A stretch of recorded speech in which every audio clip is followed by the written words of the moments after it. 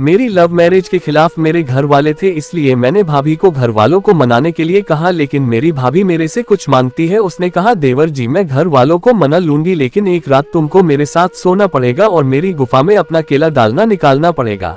भाभी प्लीज बताओ ना कैसी लगी आपको रागिनी, पसंद आई होगी ना, वो है ही इतनी प्यारी। भाभी आप बताओ ना, मम्मी पापा और भैया से बात करोगी ना मेरी और रागिनी की शादी के बारे में?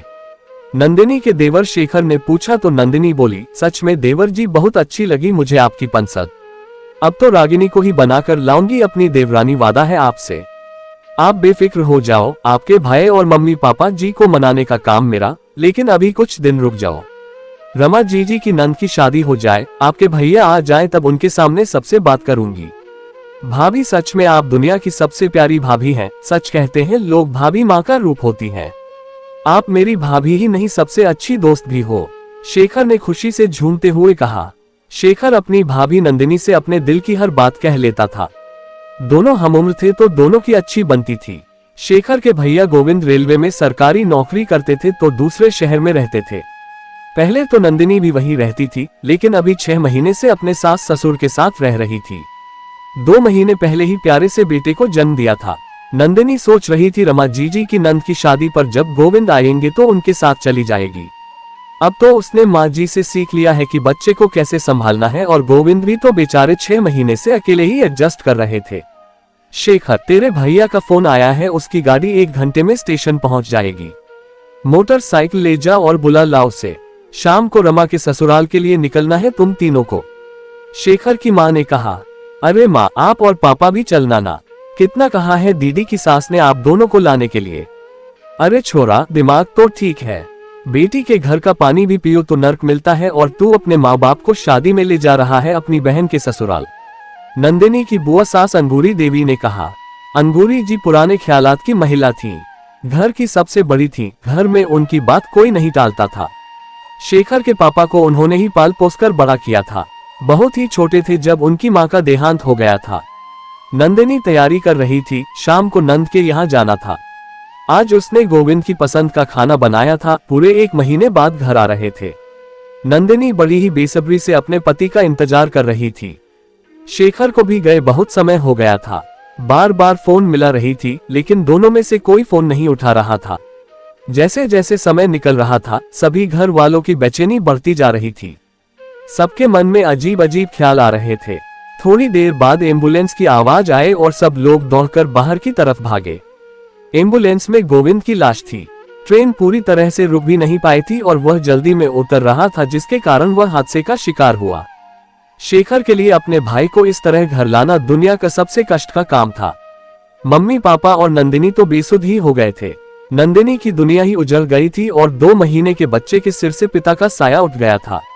गोविंद के जाने के बाद हंसते खेलते घर में उदासी और खामोशी ने अपनी जगह बना ली थी। लापरवाह शेखर अब जिम्मेदार बेटा बन गया था। हर पल मुस्कुराती नंदिनी का चेहरा अब मुरझाने लगा था। नंदिनी हर वक्त गुमसुम रहने लगी थी। गोविंद को गए 6 महीने हो गए थे। नंदिनी के मम्मी पापा आज उसके ससुराल आए थे। अंगूरी बुआ जी ने बुलवाया था।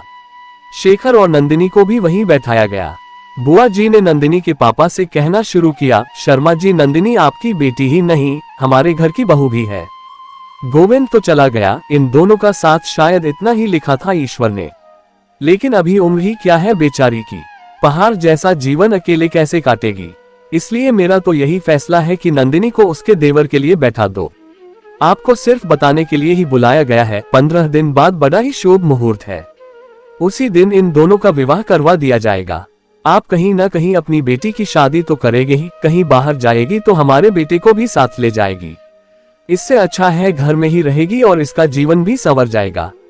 वर्षों से यही होता आया है, इसमें कोई बुराई नहीं है। बुआ जी की बात सुनकर सभी लोग चुप बैठे थे। किसी को कुछ समझ नहीं आ रहा था कि क्या बोले। बुआ जी ने शेखर से पूछा तो वह चुप रहा, उसने कोई जवाब नहीं दिया। फिर उन्होंने नंदिनी की तरफ देखा। नंदिनी ने अपने आंसू पोंछे और बोली, बुआ जी, आपके इस फैसले को मैं बिल्कुल भी नहीं मानती। शेखर भैया को हमेशा मैंने अपने छोटे भाई की तरह ही माना है। उनको पति का स्थान मैं कभी नहीं दे सकती। आप लोगों को मेरी फिक्र करने की जरूरत नहीं है, मैं ठीक हूँ। आप सब लोग हो ना मेरे साथ, शेखर मुझसे बिना शादी करे ही मेरे बेटे को पिता का प्यार दे सकते हैं और भविष्य में कभी मुझे लगा कि जीवन साथी की आवश्यकता है और मैं मन से तैयार हूँ किसी को अपनाने के लिए तो मैं आप लोगों को बता दूंगी। फिर उसने अपने सास ससुर से कहा, मम्मी जी पापा जी, शेखर भैया की शादी 15 दिन बाद उसी शुभ मुहूर्त में होगी, उस लड़की के साथ जिसे वह पसंद करते हैं। रागिनी नाम है उसका, इनके साथ पति है। मिली हूं मैं उससे, बहुत ही प्यारी लड़की है, उसको ही मैं अपनी देवरानी बनाकर लाऊंगी। आप लोग शादी की तैयारी कीजिए, हम कल ही रागिनी के घर चलेंगे। नंदिनी की बात सुनकर सब निशब्द थे। बुआ जी कुछ बोलना चाह रही थी, लेकिन शेखर के पापा ने उनको रोक लिया था। नंदिनी के मम्मी पापा को अपनी बेटी के फैसले पर गर्व हो रहा था और शेखर हाथ जोड़कर अपनी भाभी को धन्यवाद कर रहा था। नंदिनी ने आज एक सही फैसला लेकर 3 जीवन बर्बाद होने से बचा लिए थे और वर्षों से चली आ रही रूढ़िवादिता को आगे बढ़ाने से इनकार कर दिया था।